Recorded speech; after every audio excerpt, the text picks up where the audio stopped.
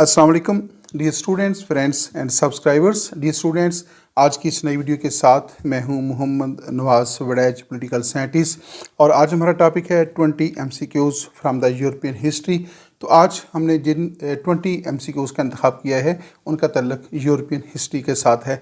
आइए इस वीडियो का बाकायदा तौर पर आगाज़ करते हैं। आप देख रहे हैं हमारा YouTube channel political science with Nawaz Waraich. Dear students, आपसे ये रिक्वेस्ट की जाती है कि आप इस वीडियो के बारे में जो है अपना फीडबैक ज़रूर दीजिएगा, ताकि हमें अंदाज़ा हो सके कि हमारी ये कावश जो है आपके किस हद तक काम आ रही है। तो आइए देखते हैं कि इस वीडियो के अंदर कौन कौन से MCQs का चुनाव किया गया है। The 100 Years War was fought between, the first question is the 100 Years War was fought between France and Germany, and the second option is Great Britain and France. The correct answer is the Great Britain and France. The 100 Years War was fought between the Great Britain and France. तो जो 100 Years War है वो France और बरतानिया के दरमियान जो है यूरोप में लड़ी गई थी। The next MCQ is Napoleon Bonaparte was finally defeated in the Battle of Austerlitz and Waterloo. The question is Napoleon Bonaparte was finally defeated in the Battle of, the first option is Austerlitz and the second option is Waterloo. The correct answer is Waterloo.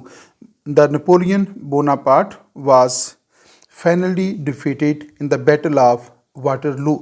तो Napoleon Bonaparte जो है he was defeated in the battle of Waterloo. The next question is Turkey was known as the space in the beginning of the 20th century. Turkey was known as the space in the beginning of the 20th century. The first option is playground of Europe and the second option is sick man of Europe.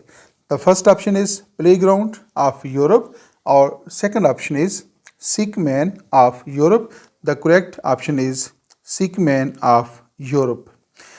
Turkey was known as the sick man of Europe in the beginning of 20th century. तो 20th century का जो आगाज़ है उसमें तुर्की जो है उसकी उसका जो पॉलिटिकल सिस्टम था, उसका जो इकोनॉमिक सिस्टम था, कल्चरल सिस्टम था, वो इस हद तक जो है वो गिर चुका था और इस हद तक वो जो है वो इश्यूज़ का शिकार था कि उसको तुर्की को उस वक्त जो है sick man of the Europe का मर्द बीमार जो है उसको कहा जाता था। Turkey was known as the sick man of the Europe in the beginning of the 20th century. The next question is Ukraine shares its borders with how many European Union member states?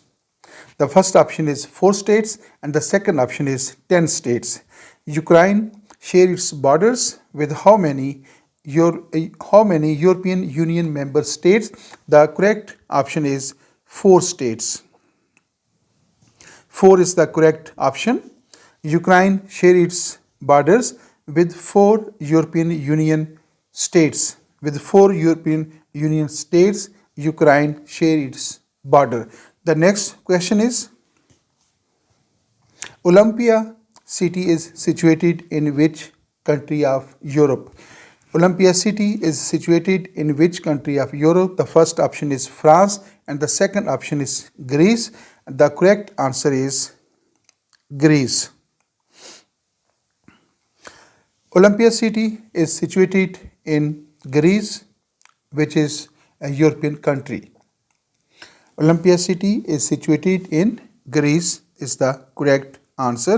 The next MCQ is who won the Battle of Waterloo? The Duke of Wellington. The second option is Napoleon. Who won the Battle of Waterloo? The Duke of Wellington. And the second option is Napoleon. The correct option is the Duke of Wellington. The Duke of the Wellington won the Battle of Waterloo. Duke of Wellington is the correct option of this MCQ. The next MCQ is the Battle of Waterloo was fought on June 18, 1815, June 18, 1915. The correct option is June 18, 1815. The Battle of Waterloo was fought on June 18, 1815. जो Waterloo जंग है वो 18 जून 1815 को जो है वो लड़ी गई थी. The battle of Waterloo was fought on June 18, 1815. The next option is whose name is associated with realism theory. The first option is Hans Morgenthau and the second option is Woodrow Wilson. Whose name is associated with realism theory? The correct option is Hans Morgenthau. The name of the Hans Morgenthau is associated with the theory of realism or realistic school of thought, while the Woodrow Wilson is associated with the theory of idealism. The next option is apartheid is an international brotherhood or a policy of racial discrimination. दोबारा सुनिएगा. Apartheid is an international brotherhood. Second option is a policy of racial discrimination. The correct answer is B. Apartheid is a policy of racial discrimination. The next option is what were the major causes of World War II? What were the major causes of World War II? The first option is the rise of fascism. The second option is harsh treatment of Germany by the Treaty of Versailles. Third option is the Treaty of Versailles. Fourth option is all of these. Dear students, the fourth option is the correct options. What were the major causes of the World War II? World War II जो है उसकी बुनियादी factors क्या थे, major causes क्या थी? तो ये तीनों ऑप्शन जो हैं वो करेक्ट हैं. The first reason of the first cause of the world war second was the rise of fascism in Germany and Italy, and the second cause of the World War II, harsh treatment of Germany by the Treaty of Versailles. तो Germany के साथ जो है जो treaty of Versailles के अंदर जो after the world war first हुआ, वर्ल्ड वार फर्स्ट के बाद जो ट्रीटी ऑफ वर्सेल्स हुआ उसमें जर्मनी के साथ जो है बड़ा हद तक अमेज सलूक किया गया था और बड़ा उसके साथ जो है सख्त रवैया अख्तियार किया गया था और जर्मनी ने उसका बदला लेने के लिए जो है सेकंड वर्ल्ड वार की तैयारी शुरू की थी. तो जो ट्रीटी ऑफ वर्सेल्स है वो भी जो है वो दूसरी जंग अज़ीम की एक वजह बना. एंड द थर्ड ऑप्शन है द ट्रीटी ऑफ वर्सेल्स. तो ट्रीटी ऑफ वर्सेल्स जो है बजाते खुद जो है वो दूसरी जंग अज़ीम की उसने राह हमवार की थी. तो all the three options first second and third are correct. तो इसमें तीनों ऑप्शन जो हैं वो दुरुस्त हैं. The rise of fascism, harsh treatment of Germany by the treaty of Versailles and the treaty of Versailles. तो ये तीनों जो काजीज़ हैं ये तीनों काजीज़ मिलकर इन्होंने जो है फर्स्ट सेकंड वर्ल्ड वार की राह जो थी वो हमवार की थी. आइए नेक्स्ट क्वेश्चन की तरफ देखते हैं. The main axis powers of world war second consisted of. The first option is Germany, France and Japan, and the second option is Germany, Italy and Japan. Which were the major powers of Axis powers? The main characters of Axis powers were Germany, Italy and Japan. The correct option is Germany, Italy and Japan were the major powers of Axis powers. तो जो Axis powers थी वो किस पे मुश्तमिल हैं? Germany, Italy और Japan का जो अलाइंस था, जो इत्तेहाद था, that was considered as the axis powers. उनको महवरी ताकतें कहा जाता था या उनको एक्सिस पावर का नाम दिया जाता था. जबकि फ्रांस, बरतानिया, रशिया, अमेरिका ये जो थे ये अलाइड पावर्स शुमार होते थे. तो जो एक्सिस पावर्स के अंदर जो बड़ी ताकतें थीं उसमें Germany, Italy and Japan. The second option is correct option. The next MCQ is who was the Commander General of Italy during the World War II? During the World War II, who was the Commander of Italy? The first option is Francisco Franco and the second option is Benito Mussolini. The correct option is Benito Mussolini. Benito Mussolini is the correct option, who was the Commander General of Italy during the World War II. The correct option is Benito Mussolini. तो आइए next question की तरफ चलते हैं। हमारे पास next question है, which country was the first axis power to surrender. तो जो एक्सिस पावर्स थी जिसमें जर्मनी, इटली और जापान, ये मेजर पावर्स थी एक्सिस पावर्स के अंदर। तो इन तीनों में से किस रियासत ने, किस मुल्क ने जो है सबसे पहले सरेंडर किया था? तो there are two options, Japan और Italy. Italy was the first axis partner to give up its surrender to the Allies on September 8, 1943. तो जिस एक्सिस पावर ने सबसे पहले सरेंडर किया था डेट वाज इटली। इटली ने सबसे पहले सरेंडर किया, और उसने कब सरेंडर किया? ऑन सितंबर 8, 1943 को जो है उसने अपनी शिकस्त जो थी तस्लीम कर ली, और उसने अलाइड पावर्स के सामने जो है वो सरेंडर कर लिया था। तो एक्सिस पावर्स में से सबसे पहले इटली जो था उसने सरेंडर किया। आइए नेक्स्ट देखते हैं, when did Japan surrendered in world war second. तो जो दूसरी ताकत जो एक्सिस पावर्स में जो दूसरी बड़ी रियासत थी जिसने सरेंडर किया, तो उसमें जापान जो है उसने कब सरेंडर किया था? 1946, 1945।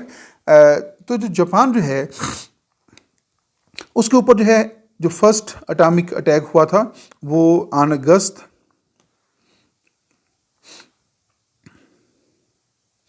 6 को हुआ था, और दूसरा जो एटॉमिक अटैक हुआ वो अगस्त 9 को हुआ था। हिरोशिमा के ऊपर 6 अगस्त को अटैक हुआ, और नागासाकी के ऊपर जो है ऑन अगस्त 9 जो है एटॉमिक अटैक जो है हुआ था।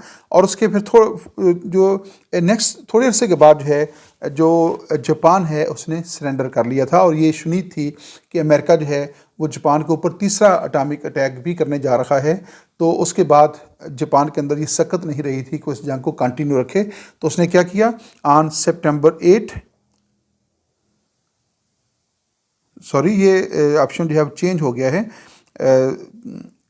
नेक्स्ट स्लाइड पे हमने जाना था, ये स्लाइड हमारे पास, इसके ऊपर हम डिस्कस कर रखे हैं, when did Japan surrendered in the world war second. तो यहाँ पे जो है आइएगा, अब वो स्लाइड जो है वो गलत सामने आ गई थी। तो जापान ने कब सरेंडर किया और क्यों किया? तो मैं आपको बता रहा था कि ऑन अगस्त 6 को अमेरिका ने जापान के ऊपर फर्स्ट एटॉमिक अटैक किया था हिरोशिमा के ऊपर, और उसके तीसरे दिन जो है ऑन अगस्त 9 जो है अगस्त 9 अमेरिका ने जापान के दूसरे शहर नागासाकी के ऊपर एटॉमिक अटैक जो था वो कर दिया था। अब जो यके बाद दीगरे उसके ऊपर 2 अटैक हो गए, और फिर ये शुनीद थी कि अमेरिका जो है he is going to third attack, तो थर्ड अटैक के ऊपर भी जा रहा था। तो उसके बाद जापान के अंदर ये सकत नहीं रही थी कि वो उसके ऊपर जो है दोबारा जो है वो उसके सामने रजिस्ट करे, मुज़ाहमत करे या उसका कोई जवाब देने की कोशिश करे। तो जापान जो है उसने अपनी अफ़ियत इसमें समझी कि उसने सरेंडर कर लिया। और जापान ने कब सरेंडर किया? On September 2, 1945। ऑन सितंबर 2, 1945 को जो है जापान ने अलाइड पावर्स के सामने और ख़ास तौर पे अमेरिका के सामने जो है वो सरेंडर कर लिया था। तो दोबारा क्वेश्चन देखिएगा, when did Japan surrendered in world war second? The correct option is on September 2, 1945. The surrender of Imperial Japan was announced on August 15. तो 15 अगस्त को जो है उसने इसकी अनाउंसमेंट कर ली थी कि हम जो है वो सरेंडर करते हैं, लेकिन बाकायदा तौर पे उसने जो साइन किया सरेंडर का, जो अपने सरेंडर करने का जो मुआहदा था उसके ऊपर जब साइन किया था तो वो 2 सितंबर को किया था। तो दोबारा इस क्वेश्चन को मुकम्मल तौर पे समझ लीजिएगा, when did Japan surrendered in world war second? First option है 1946, 1945। तो सेकंड ऑप्शन दोस्त है, इसकी थोड़ी सी जो है वो एक्सप्लेनेशन भी मैं आपको बता देता हूँ। The surrender of imperial Japan, Japan चूँकि एक इम्पीरियल स्टेट था, वाज अनाउंस्ड ऑन अगस्त 15। तो जब 9 अगस्त को जो है उसके ऊपर दूसरा अटैक हुआ और फिर नीति कि फौरी तौर पे अमेरिका जो है एक थर्ड अटैक करने जा रहा है, तो इससे पहले कि उसके ऊपर थर्ड अटैक होता तो जापान ने क्या किया, 15 अगस्त को जो है उसने अपने सरेंडर करने का ऐलान कर दिया। और उसके बाद फिर 2 सितंबर को जो है उसने बाकायदा तौर पे एक तहरीरी मुआहदा किया जिसमें उसने अपने सरेंडर करने को तस्लीम कर लिया था। आइए नेक्स्ट क्वेश्चन की तरफ चलते हैं। हमारे पास नेक्स्ट क्वेश्चन है, when did Germany surrendered in world war 2? तो जर्मनी ने कब सरेंडर किया था? On May 1944, on 7 May 1945। The second option is the correct option. When did Germany surrendered in World War II? Germany surrendered in World War II on 7 May 1945। तो 7 May 1945 को जो है Germany, जो कि तीसरी बड़ी एक्सिस पावर थी, बल्कि वो सबसे बड़ी एक्सिस पावर कहला सकती थी, उसने जो है वो दूसरी जंग अज़ीम के अंदर सरेंडर कर दिया था। और इस तरह जो तीनों बड़ी ताकतें हैं, इटली ने सरेंडर किया, जापान ने भी सरेंडर किया और फिर जर्मनी को भी सरेंडर करना पड़ा। तो जो तीनों बड़ी एक्सिस पावर्स थी उन्होंने एक बाद दीगरे जो है अपनी शिकस्त तस्लीम कर ली और इस तरह जंग जो है वो अपने मुंतकी अंजाम को पहुँची और जो अलाइड पावर्स थी उनको जो है वो फातेह जो है वो डिक्लेयर किया गया। तो इसको यूँ कहा जा सकता है कि जो दूसरी जंग अज़ीम है वो अलाइड पावर्स ने जीत ली थी और पहली जंग अज़ीम भी अलाइड पावर्स ने ही जो है उसमें फातेह करार पाई थी। और नेक्स्ट क्वेश्चन देखते हैं, all of the following countries were a part of the axis except. तो ये 4 ऑप्शन दिए गए हैं, जर्मनी, इटली, जापान, USSR। तो आपने बताना ये है कि ये जो कंट्रीज़ हैं किसी एक मुल्क के अलावा, इन चारों में से एक मुल्क के अलावा बाकी सारे जो हैं एक्सिस पावर्स हैं, तो वो कौन सी रियासत है जो एक्सिस पावर्स का हिस्सा नहीं थी? यानी इन 4 कंट्रीज़ में से Germany, Italy, Japan and USSR में से कौन सी रियासत थी जिसका शुमार एक्सिस पावर्स में नहीं होता था? तो Germany was an axis power. तो जर्मनी जो है वो एक्सिस थी, इटली भी एक्सिस पावर थी, जापान भी उसमें था। तो Russia was the country which was not part of Axis powers. Russia was a part of allied forces, allied powers। तो रशिया का तल्लुक allied powers के साथ था, इत्तेहादी ताकतों के साथ उसका तल्लुक था, वो एक्सिस पावर्स का हिस्सा नहीं था। तो इसमें Russia was that state which was not part of allied powers, which was not part of Axis powers। और USSR जो है, रशिया जो उस वक्त जो है वो USSR था, तो इसलिए ज़्यादा बेहतर ये है कि इसको USSR ही कहा जाए। तो USSR was not part of axis powers. आइए नेक्स्ट क्वेश्चन की तरफ चलते हैं।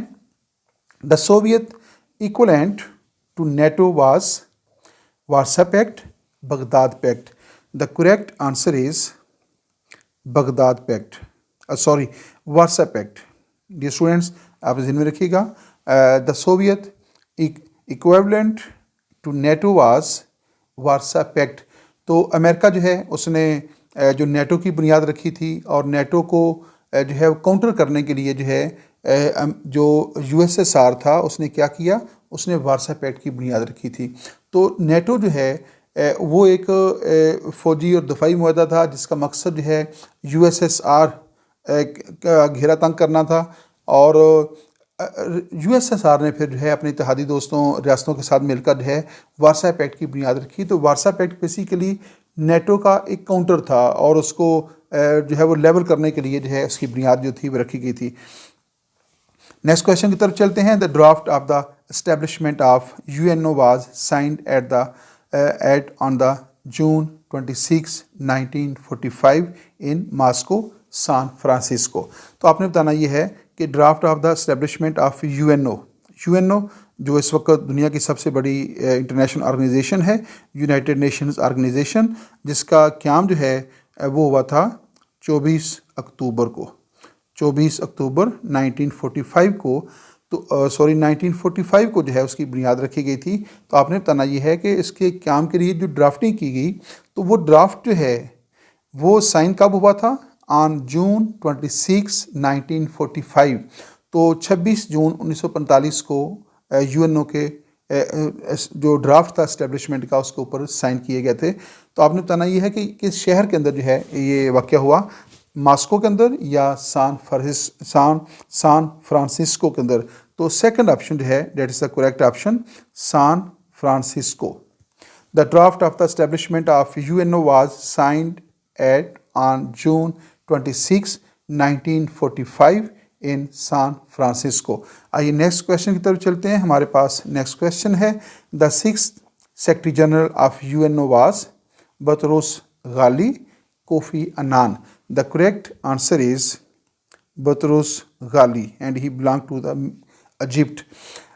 The sixth secretary general of UNO, जो UNO का जो छठा सेक्रेटरी जनरल था वो कौन था? His name was Boutros Ghali and he belong to Egypt. तो इसका ताल्लुक जो है इजिप्ट के साथ था, मिस्र के साथ था और इसका नाम जो था वो बतरोस गाली था.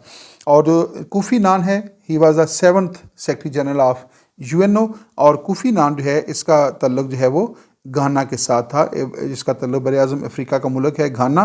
तो कोफी नान जो है he was from Ghana and Ghali was from Egypt. आइए देखते हैं नेक्स्ट क्वेश्चन क्या है. Which organ of the UNO is considered Which organ of the UNO is considered at the world executive?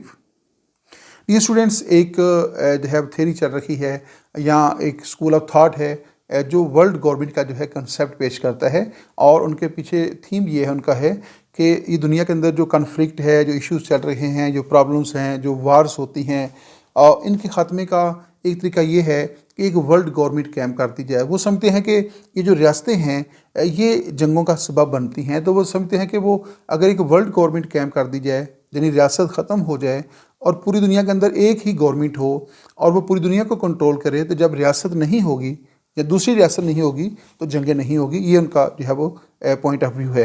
तो वो इसको एक अमली शक्ल देने के लिए जो है ये फ़लसफ़ा पेश करते हैं कि ये जो UNO है इसको एक वर्ल्ड गवर्नमेंट का स्टेटस दे देना चाहिए और UNO का जो पहला बुनियादी तारा जनरल असम्बली है उसको वर्ल्ड पार्लियामेंट का और जो उसका दूसरा बुनियादी दायरा है सिक्योरिटी काउंसिल उसको वर्ल्ड एग्जेक्टिव का दायरा दे देना चाहिए और UNO का जो सेक्रेटरी जनरल है उसको वर्ल्ड प्रेसिडेंट का या वर्ल्ड प्राइम मिनिस्टर का स्टेटस दे दिया जाए और इंटरनेशनल कोर्ट ऑफ जस्टिस जो है उसको वर्ल्ड जो है वो कोर्ट का दर्जा दे दिया जाए. तो इस तरह जो है एक वो नक्शा पेश करते हैं आइडियलिज़म का कि ऐसा हो सकता है.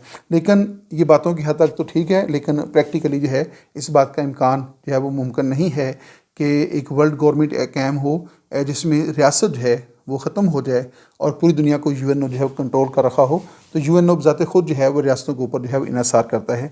Which organ of the UNO is considered as the world executive?